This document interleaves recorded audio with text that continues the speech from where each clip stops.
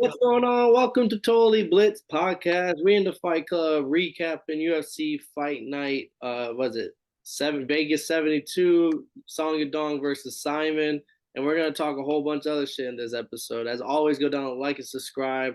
Comment what you thought of the card. Comment what you thought on the latest UFC MMA world news. And these are your hosts. I'm Paul Pick'em Win'em Concha, and I'm joined with. Hey man, you already know it's your boy Kev. I do not love these bitches. Savoy. So, Paul man, UFC Fight Night Vegas 72. How'd you feel about the card, man? It was a fun live stream. I haven't been on the live with comedian Romeo Mack in a second. That shit was a good time. I should make sure y'all check that out. But how'd you feel about this card, man? Um, Definitely bounced back in my bets. A few of the dogs barked for me. That was a decent card, but once again, this back to back, in my opinion, just like these Apex cards haven't really been carrying the heat, in my opinion. I saw a whole bunch of other people in the chat like praising the card, but I don't know. Maybe I'm just it just didn't tickle me as much as others. I thought it was a decent card. I think it was better for me because we were live streaming it, but maybe it was also because Simon didn't win. If maybe Ricky Simone would have got the dub, I'd probably be chirping a different tune right now. I fuck with it, man. I mean, I tuned in for the Cody Durden and Charles Johnson fight. Cody Durden looked good. He was better than I expected. I remember he was brought up when Dre Miley interviewed because Dre Miley fought him, and I was like, oh, okay, so at least my dog was nice. But I like this card. The Trey Waters fight, it was very calculated. I love seeing Trey Waters boxing. I'm a Trey Waters fan now, and I found out that they train out there in Orlando. Yeah. It was funny watching the Marcos de Lima card because I got them confused. So I thought Cortez Acosta was de Lima, and then de Lima was Acosta, and I was just like, and then when they did the decision, I was like, oh shit, y'all. Oh shit, Cortez Acosta beat de Lima. That's crazy. And I was just in the thing like, that's exactly what I thought was going. I had Yeah. them wrong. De Lima That was used funny. fucking veteran experience to get that dub. He looked crisp. And then y'all was talking shit, but then I was over here. I was talking shit out my ass. I was like, bro, y'all talking about the first two fights were unanimous decisions. I like the next four to be finishes, and they fucking were. I was like, oh shit. Even the main event was a fifth round finish. So I was like, damn, I called it. Mad, I called it, but I called it. They definitely picked up it towards the end of the fights. But I would say shout out Trey Waters. Took the fight 2 weeks. He fill in fighter 2 weeks just was LFA champ. Then came out and showed why he belonged in UFC in his UFC debut against Josh Quinlan. He was the underdog, and he was the first bet I put in for the card, and the first one that cashed for me. So like a special spot in my heart for Trey Waters right now. Bro, I feel like as a bettor, I would bet so much money on prelim cards because I feel like I would just want to hurry up and get it out the way. Like, just hurry up and be like, did I win or lose? All right, now let me enjoy the main card. Shit, that's why the main card got kind of lit because fucking what was the other fight, the DeLima and Amos decision kind of went how I thought it would go. I did put money on DeLima, but the next one, Fernando Padilla getting the KO knockout, the first of the four that you spoke of over Julian Rosa. Man, Mexico, bro, That stand was up. the one we thought was early, right? But that was the one that we thought was early, right? It was early. That was the one where he fucked him up. He got back up, fucked him up a little bit, like dropped him again, and then when he stood back up was stand up, then the ref stood in, and it was you said it best. If he would have came in while he was on the ground and stopped it, it probably wouldn't look as bad. But Julian Rosa got back up, so but he definitely was getting pummeled. He got cracked a few times, but shout out Mexico, bro. The UFC's handpicking these Mexican prospects, trying to get this card set up, and they're handpicking some fucking killers right now. Because Padilla looked crisp, and like I said on this live stream, he's a fucking BJJ black belt submission artist. Like we didn't even get to see that in his debut. He was just throwing hands, and he looked real good at it. So let's see see how far he goes. Nah, that shit was fire, man. And then the finishes, but you can't be mad about four straight finishes to end the card. I'm just saying. Maybe I'm old fashioned. Oh no, but actually now that I'm like reliving the card, I actually did enjoy it. the main card specifically, the prelims just took a while, I think, to get going, and like you said, you couldn't even tell the difference in comp once we went to the. Yeah, there was. But the main card was when things were getting lively. My bets were cashing, and I was getting more into it because the next fight, especially, was with Rodolfo Vieira, the black belt hunter himself, getting the submission. Like I said on the live stream, he's right where he wants him to be. He's right where he wants him to be, and get the arm triangle, submit him after a very shaky first round where he was getting cracked. Yeah, when you call that shit was smooth. I was like, what are you talking about? Next thing you know, I'm like, oh shit, this boy making the. We call those. I remember my coach used to wrestling. My coach used to always yell at me. He's there, small moves, and I'm like, the fuck is he talking about? But then you realize, when you see him yelling at somebody else, you'd be like, oh, don't do too much. You're exactly where you want to be. Just want to creak up a little bit, and now you got his ass. That's exact. He climbed up that body and fucking choked him to choke. Once that shoulder was right here on the neck, I was like, oh, it's done. Like the moment he just starts squeezing, like the choke is there for the triangle. Like I was like, it was nice, but definitely gotta watch. I think what is he now, like 5-1, 6-1 in the UFC, and all finishes, but he was getting cracked. Like, let's not forget the first round he got dropped, I think once or twice. And he got back up, and there's a couple times where was it Cody Brunrich? Yeah, he got one knockdown, double, almost triple, double significant strikes. Like he was on the feet. It wasn't looking too good for him. That boy got to where he was. Go main event. Barallo did what he's supposed to do. Got the submission finish. I thought it would go to decision like all his other UFC fights outside of the Contender Series, but I guess he's not the Colby Covington to me. I said, let me see some submission attempts, and I'll stop calling you the Brazilian Colby Covington. Boy, got the choke, got the dub. I think he's one of the most legitimate middleweight prospects there is right now. I think he's cracking the rankings, if not this fight, his next fight. 4 fights into the UFC, 3 are co-main events. Like I think he's the real deal. He's getting groomed to be in that spotlight. But now on to the next one. This one was hard to watch.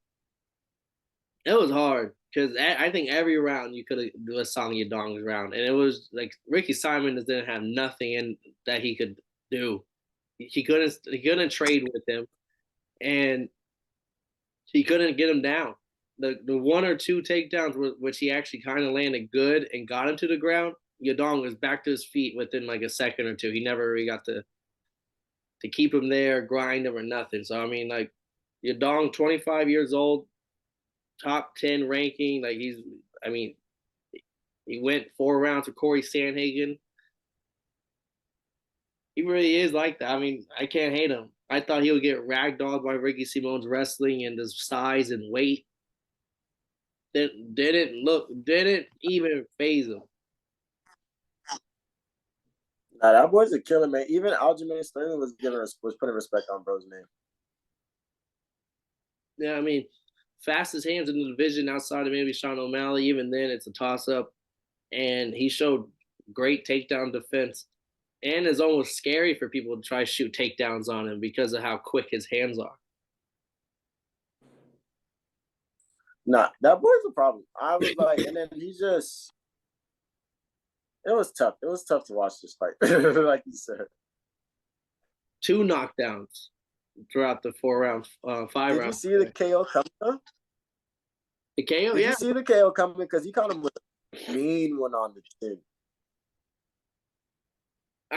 I thought Ricky would survive the last round just because he kept backpedaling, but I didn't see it coming. But it was there, I think, the whole fight for Song. Like, just if he would have got more aggressive, maybe he probably could have got it earlier. There was just nothing I think Ricky could have done in that fight. It looked like 2 different tiers of fighters in the ring right there.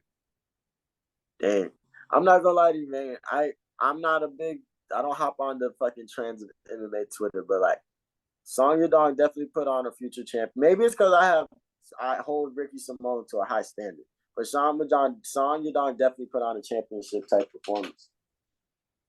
Yeah, but too bad not too many people were watching this card. No cap. Who the fuck cared about this card? Oh, word on the street, word from Ariel Wani, word from everyone on MMA Twitter saying that another promotion out there put on a better card, better presser, better everything all around, overall weekend than the UFC. But I think the way that it's Paul's talking about BKFC 41 bare knuckle fighting championships. It's headlined by Mike Perry and Luke Rockhold, and that shit was a crazy ass fucking card. Before we break down the card, bare knuckle fighting, Paul. How do you feel about this shit? This is like real bar fighting in a ring. Bare knuckle fighting, I like it because it is. I mean, I don't know. At first, I didn't like it, but after this card, I see it. Like I see the vision. Actually, after the Mike Perry MVP card that was in Tampa, Florida, last year, which was when Bellator's best fighter came to bare knuckles and Mike Perry beat him in like an overtime fight. Like they went an extra. Like I never. Like they went to overtime, bro. Like that's what I'm saying. Like this shit is kind of raw. And if you try to take it as like a UFC approach, I probably wouldn't like it. But just like it's the closest thing I think you'll get to like an organized promotion that's similar to like that backyard stuff that you see. Because you'll see those backyard YouTube fights, and some of them are fun. But then sometimes you'll see a trained guy go in there with like a backyard fighter, and then the trained guy like whoops the guy. It's like some highlight reel shit, a head kick knockout, and like that wouldn't happen in an organized league. So like I think this is the closest thing we'll get to like organized chaos MMA promotion. Like this is the ECW of MMA. Like the Extreme Rules wrestling back in the day. Like this is that. And I'm kind of here for it. It kind of made me a fan. I'm not gonna lie to you. I loved it since I first found out about it. I remember I found out about bare knuckle fighting before COVID. That there was like back when I was deep into my like fighting documentary bag, anything combat sports, I would watch a documentary on that shit. So like one day, just on random Showtime, a random Vice documentary was bare knuckle fighting, barely legal fighting. You know, it was only legal in like 2 cities in the country. And like this shit was insane. It was like a random ass city, probably 400 people in the town type shit. Like what the fuck are they doing with a stadium? But this shit's crazy for it to be built up to the way that it is now. Cause like I haven't followed the sport. I couldn't tell you any of the fighters back then. I can't tell you any fighters that have been coming between then. But to see that shit on a live event, pay-per-view, this is their 41st event, and it did what it did. Because if it was bare knuckle MMA, I probably wouldn't be a fan. Because they would try to make it seem like it was a big fight. It's bare knuckle boxing. So it's straight hands, and it's just a whole different set. Because like Eddie Alvarez was speaking on it, that like you have to train in your beginning of your training camp. You can use 16-ounce gloves and maybe 12-ounce gloves, but by the end, you got to go straight. You got to go straight knuckle to knuckle because you got to understand that like how to You need to understand how the different dynamic works, how you're gonna, what angles your punches are gonna be coming from. So it's really technical in a sense, and it's not made for the smartest fighters. It's made for the motherfucker that's gonna come battle that out. Like the bad. This is like if they're the badass. They the BMF belt had an organization. I feel like the BMF that should be a belt in that organization. That BMF belt, and it would mean something in that organization because like they got some badass motherfuckers. And it's crazy that it's sanctioned. It's crazy that it's legalized, but they do their thing and they handle the business behind it great. They're getting old. They're getting fighters that people are already fans of. People love Eddie Alvarez. Like, motherfucking, they're getting fighters that people already He won like. his debut. Yes, they're building up. And you know what the owner said on Ariel One? What? He doesn't even want this shit to be pay-per-view. They're working on getting a TV deal so this shit can come on TV type shit. He's for the people, bro. I'm saying this is the people's organization right here. Like UFC and other Showtime body, like they're all gone Hollywood. This is for Joes. And this shit was crazy to think that you can have a UFC card and still have something to rival it that isn't just like some crazy Tank versus Garcia boxing card or WrestleMania. And with the bare knuckle aspect, that's what them Furies will be talking about with the Gypsy Kings. Like when the Gypsies fight, like it'd be bare knuckle fights, and then like whoever is the baddest, he goes, it's not just about who's the most technical. Like you have to be a bad motherfucker to be like the best Gypsy fighter, and like that's why they take that Gypsy King title such a big deal because like over there in that community of people, like that's a like the BMF, like that, like it's just like it means something. Like so, them bare knuckles, it goes back. No, that shit is crazy. Anybody that, and I would love to see Tyson Fury do that. I doubt that he would, but I would love to see Tyson Fury fuck somebody up bare knuckle. Then we see him But that shit versus is fire. Francis bare knuckle. I'm down to go to a bare knuckle event. Like that should be They be in crazy. Like, Tampa a lot. The Hard Rock, or whatever. They be doing their fights out there.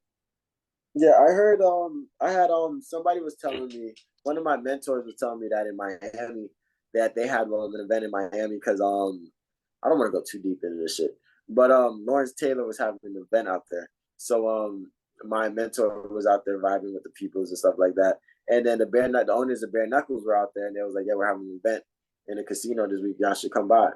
Shot them boys some tickets, let them boys come through. That's very fine. And they said that was the funnest shit they've ever seen. It was like, it's kind of crazy. You got to be ready for it, but that shit is lit. So yeah, I'm down to go. I'm a fan.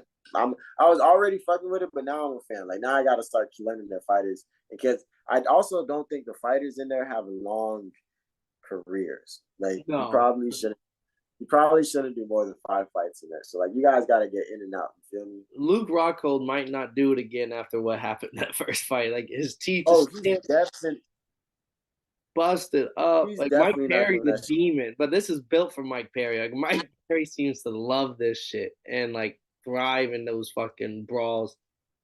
Even fucking Conor McGregor is there. Nah, for real. Conor McGregor jumped the ring and Nah, that shit is crazy. It reminds me of Mike Tyson, but let's get into the card though. So Big Ben Rothwell versus the beat Josh Copeland by via KO, and I want to say somebody retired. I don't know who, but the thing about this card that was this fight that was crazy is that it was a fucking brawl, and Ben was a minus 600 odds. So he comes in this bitch and like anything can happen. This is bare knuckle fighting. Like I don't understand how you could even have motherfucking odds that high. But he came in that bitch and Josh Copeland came to fight and he came to fight that whole first round catching Ben. And then they said the second round it was pretty even. In the third round, Ben gets the KO with like a minute 20 left. And oh yeah, it's three. And what's it called? He got that, but that was a good month. That was what introduced me. I was like, oh, this is gonna be something crazy. Like, hold on, these are like big bar motherfuckers, heavyweights fighting. yeah, Ben And Rothwell. then you got Chad Mendes. Yeah, I never even heard of bro before, but he's a big dirty motherfucker. And then you got Eddie Alvarez beating Chad Mendes and then the split decision.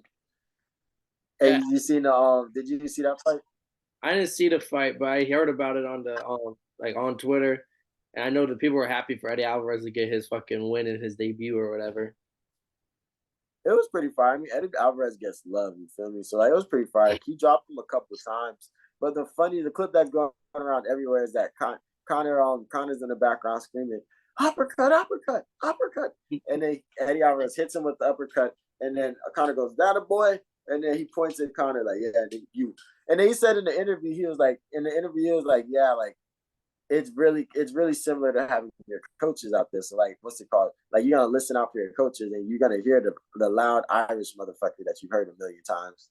So like that shit was cool. And he was like, shout out. And then he said something he's been doing with his coaches. So he definitely had to do that with Connor. But he broke down the difference between training for an MMA camp versus a BKFC camp, and there's a huge difference.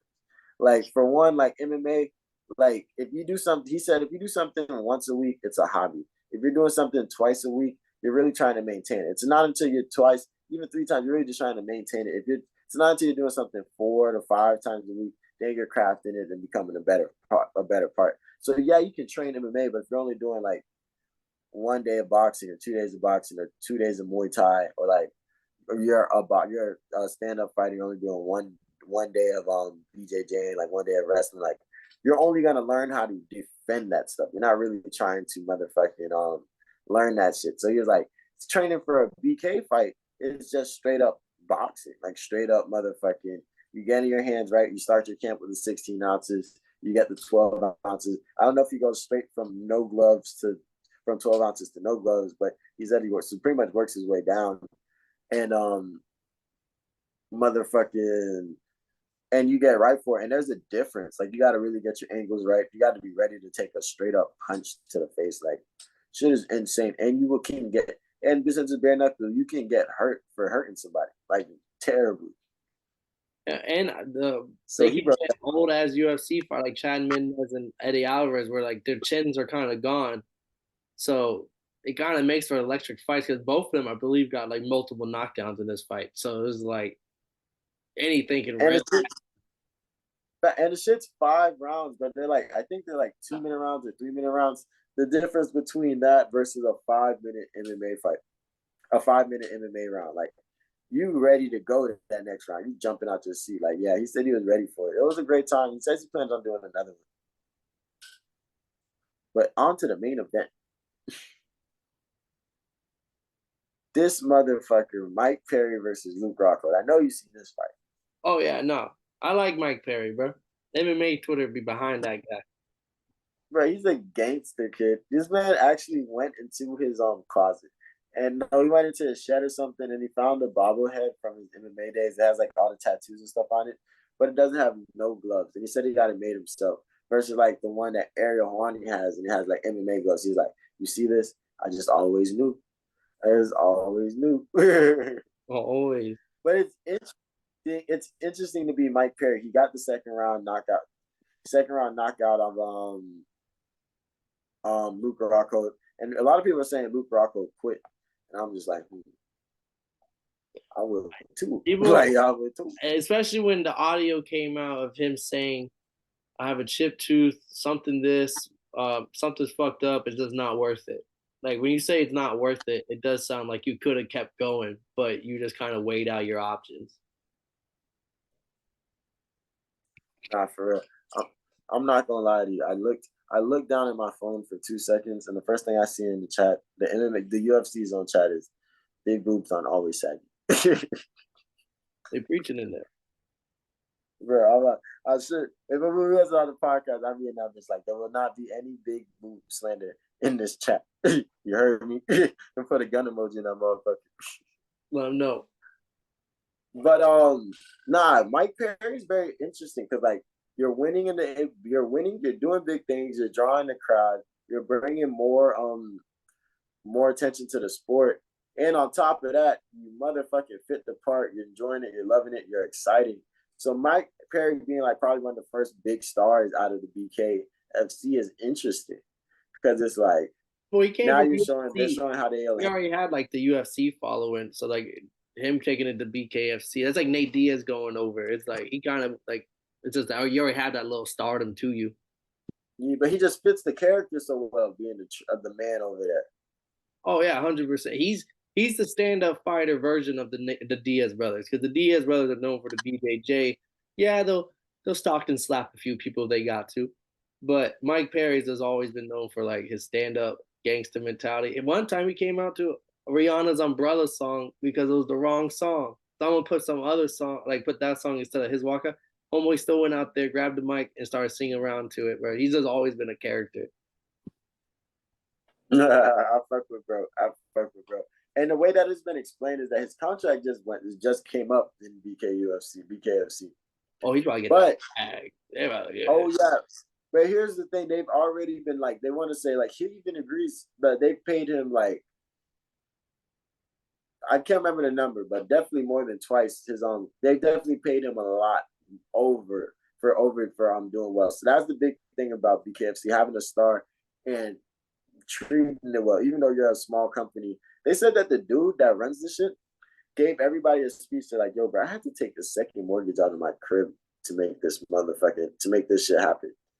And the euphoric feeling I just feel like I had been a euphoric feeling watching Conor McGregor step in the ring. and just bring all this attention to go crazy. Because now everybody's looking like, damn, but how do I watch the bare knuckle card? I missed the bare knuckle card.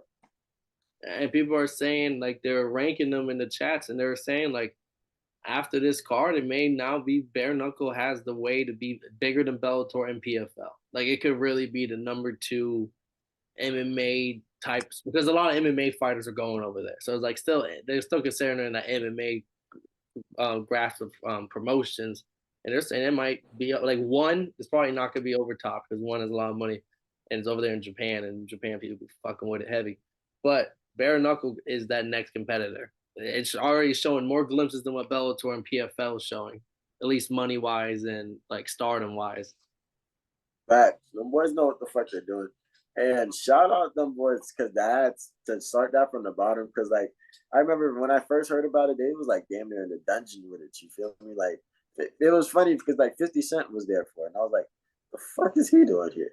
Like, how does he? If 50 knew about it, I was like, okay, this is something that might turn into something. Yeah, and that's why we had to talk about that card because they put on a better weekend than the UFC did, including the pressers, because the pressers were fucking funny as hell. Even they were on, I believe, Ariel Helwani at the same time. I don't know where they were on at the same time, just talking shit. Yeah, it was Ariel. Yeah, like Yeah, it was fucking hilarious. They had like a whole 40-minute interview just going back and forth the whole time. But that shit is crazy, man. Yeah, and then we got to talk about the next thing of news, or at least what's kind of being speculated, talked upon a lot in the last couple of days. You know, MMA tour to be restless. As soon as the card's over, they're already looking for the next shit to talk about. And it happens to be Francis Negannou. We're starting to hear a little bit more about Francis Negannou and how the one CEO, I can't remember his name, but the one guy came out and said that they're not going to send their final offer to Ngannou. But then Ariel Helwani came out and spoke upon that a little bit more because him and Francis Ngannou seem to be best pals. So anytime Ariel speaks, you have to take it as Francis is kind of speaking. Just similar to AJ Hawk and Aaron Rodgers. Like if one speaks, you kind of got to assume like, okay, the other one said this is okay to say. You kind of seem more in tune with everything going on, so I'll let you take over with all the he say, they she say, what's the drama? What's the juicy That's drama? what I'm saying. See, if you don't know the dynamic of the podcast, you see, Paul has everything. Paul remembers the fights. Paul breaks down the fighters. He knows the stuff. I let you know when there's some drama going on. I let you know the dirt. I let you know. I check the dirt sheets every morning. You feel me? So in the Francis Ngannou conversation, he keeps getting brought up because BKFC said that they couldn't they stopped their negotiate their talks fell through with Ngannou. Not on some like he was asking for much or doing too much. It's just like they're not really in a position to put up 20. The word 20 million keeps getting brought up a lot, but they're not really willing to put up like 20 million for a fighter to keep, and then for one fighter, and then hoping that because like other companies can do that and still survive versus them, and they might kind of like fall out. You feel me? So BKFC stopped having conversations with him. Recently, it came out that one stopped having conversations with him, and then the number came out. Number that speculated and rumored is that one offered Francis Ngannou $20 million, but like Francis said, "Fuck that money. I want to be on the board of directors." Like he wants to make a change in MMA, and I'm just like, oh, now I see the Johnny Appleseed vibe that he's coming out. If this is all true, but like it's interesting because a lot of fighters are kind of weighing in and like they understand how it feels to be kind of cold in a second. It's been 400 days since the Cyril Gane fight, and you don't really know what Francis is like looking like. You feel me? You don't want to lose steam. You don't want to get cold. You don't want to do anything. But at the same time, he's checking out his things. He's doing his. In my eyes, it looks like he's just checking out all his options. He knows that he's what he's worth. He knows what he can get and what he can do, but he wants to make a change. So if somebody gives him that chance to change something, that's what he's really looking for. So, but what else happened? I got a little snippet on Twitter today from 2 hours ago. Good old Uncle Shell Sonnen. Man's never tell a lie in his life. He said, Bellator never submitted an offer to Francis. PFL and Francis have come to an agreement. I cannot assure you that Francis is ever going to compete again, but if he does, it will be in that smart cage. You're welcome. Oh wow, appreciate you, chat. Appreciate you, child. But like, I be wanting to fact check Child Sonny because he be wrong. He would be wrong. I used to watch the show. I used to watch the show religiously, thinking like, huh, I never thought about it like that, and I wondered why, because nobody thinks about it like that. Show nobody. Tell me how. He be cracking me up. Man, he's never taken a loss though, ever in his life. He's never told a lie. No, he says he's never lost a round, kid. It's worse than never taking a loss. And you know what was funny? I heard that when he almost beat Anderson Silva, he said his reasoning for it was that he thought if he tapped out, he just lost the round. And I was just like, you're an MMA fighter. Like, why the fuck would you think some shit like that? It's Chael Sonnen for you, baby. But according to my boy Uncle Chuck, PFL got himself a new superstar on the way. That's gonna be interesting. But like, I definitely just want to see Ngannou. I kind of just want to see his mission through. I want to see people rally behind him and support whatever he got going on, because he's doing something for everybody. And like, he's taking the L that, like, in a sense, you could look like Muhammad Ali had to take that L, but like, when he came back, he really was fucking shit up. So I want to see if, like, is he taking these L's on purpose because he's about to fuck shit up and show what he stands on type shit. What if he goes to one of these other organizations, say one PF? Let's say he goes to PFL. Let's say PFL, since they're not that big, they say, "Fuck it, we'll give you 10 million, and you'll have a board on our directors." Because And they got ESPN backing them too. yeah, so it's like, "Fuck it, you'll be on the board. Like, we need you, Francis. We need you." They gave him the Deshaun Watson contract, right? They got all the other owners looking at him crazy. Like, you gave him what? Yeah, so they give his ass the keys to everything. Goes out there and gets knocked down his first fight. That would be absolutely nutty, bro. That's a lot of money wasted. The streets will never live that one down, bro. That would be that. I'm hoping not. I'm not saying I'm hoping that would happen. I'm just saying what if. Like, that would be absolutely, and that could happen to any promotion. He goes to anyone. He goes to bare knuckle, and he pulls a Luke Rockhold. I think what I want to see more than anything is probably the fight with Deontay Wilder, or like, yeah, I want to see the fight with Deontay Wilder or Tyson Fury. But I'd much rather see the Deontay Wilder fight. I feel like that would be but I feel like Deontay Wilder's camp would just be too much in the way for that to really happen.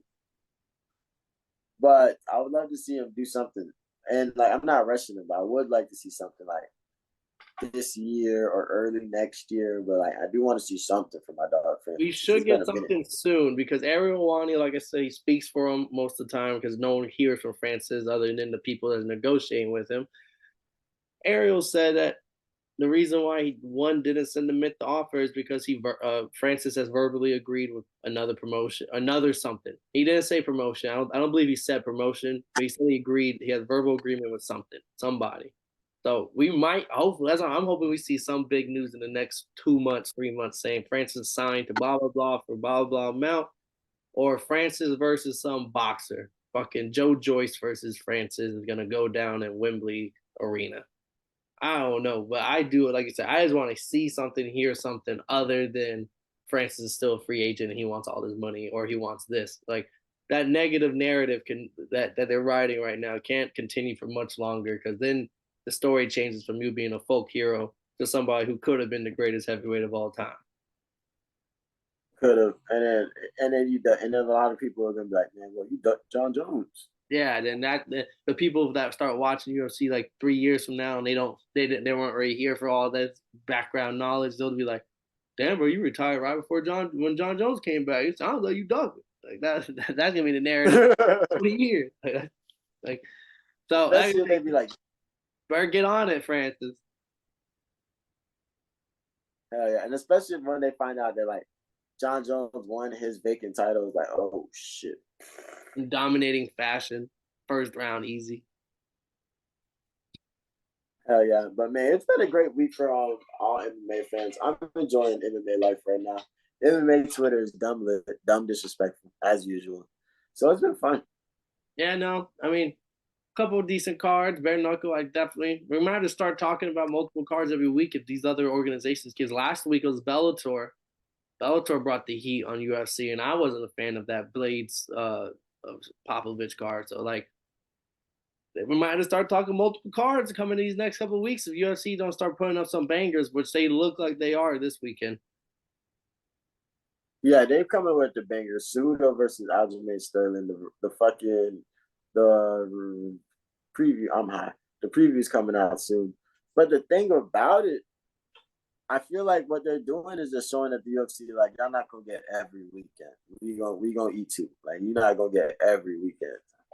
They showing it. That's what I was saying. I'm happy to see it was a great weekend because this might have been the weekend where we see the combat sports starting to grow outside of UFC. And me personally, I was a promotion. I would try to do some. I'd do an Eddie Hearn move and do something for during the Nunez Pena too. Like I'd throw a card up there. Yeah, I would too. Do some sneaky shit. Throw a card up there, especially if it's my main event is during our prelims. Like yeah, go watch my shit, nigga. But you can get floor seats for that card for like $400. Hey, where you talking about Nunez Pena? Yeah, that's that has to be capped. That has Ticketmaster lied to y'all niggas. But it was like starting at 75, I think, and then all the way to the first floor is like $450. I know Canada is upset right now. They didn't know you did it. But as always, we gotta get this show on the road. Thank you for listening. Thank you for subscribing. Thank you for liking. As always, drop your comments. We do want to hear from y'all, the audience. And thank you for supporting us through all these episodes and this whole journey. This has been another episode of Totally Blitz Podcast. We broke down UFC Vegas 72, BKFC 41, and we talked to Francis Negannou news. This has been Paul. Oh, Kev, sounded like you got something to say? I was saying, make sure you check out that Dre Miley interview, boy. We was talking that shit and more interviews to come, man. Yes, sir. This has been Paul, Pickle One of Contra, Kev, Street Fight Enthusiast, Savoy. And as always, if y'all didn't know, well, now y'all know, motherfuckers.